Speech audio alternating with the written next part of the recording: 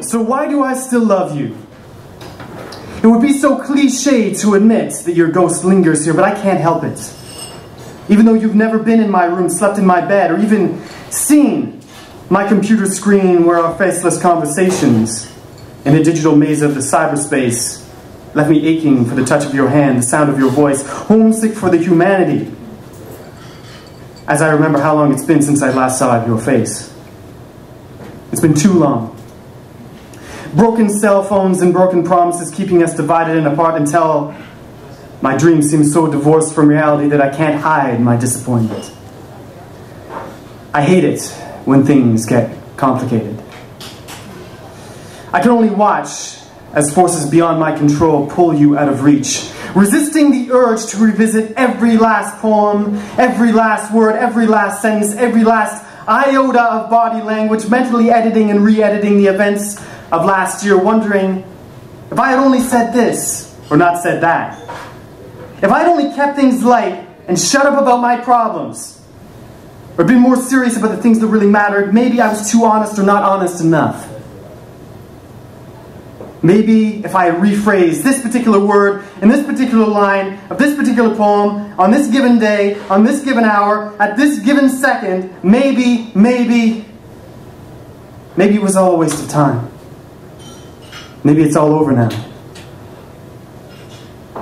But then I'll look again at the love poems I wrote for you. Passionate words for a passionate spirit, endless idealistic praise for a relationship I felt would change the world and still be crazy enough to want to conquer hell. I'll listen to the radio frequencies broadcasting our laughing voices, dancing souls, beating hearts, and erotic fantasies across the city as we steamed up that studio. And all I can think of is, damn, we sound good together.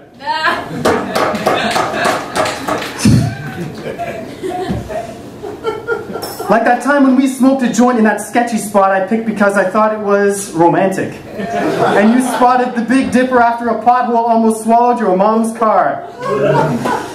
And that is such a great metaphor for our relationship. Because the universe keeps throwing wheel busters at us. Long months apart, miscommunication, hurt feelings and mistakes, too much said, too little understood, awkward silence. Surely it must be over now. We're afraid to even breathe. But then somehow, we always make it through. And I still don't know how that happens.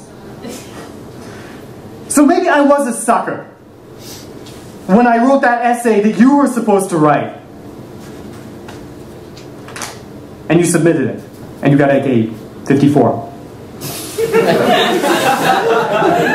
Lose-lose situation.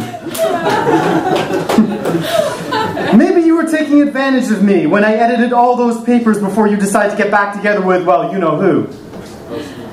And maybe you were being pretty irresponsible when you didn't show up for that drink with me because your cell phone just broke, and thus allowed me to spend most of the day freaking out that you had died in a car crash or something. That was not fun. You're a rogue and scoundrel sometimes. And I can't count all the little holes that you've made in my heart. But still, I always smile when I see you. And put my arms around you again. A blood-red rose against the snow in your winter coat as your thorns poke holes in me. But even in the cold, you remind me of springtime. And like the springtime, it's never over. You'll always be back. It's been so long, yet it's still only the beginning. A revolution made breath and skin. And maybe that's why I still love you.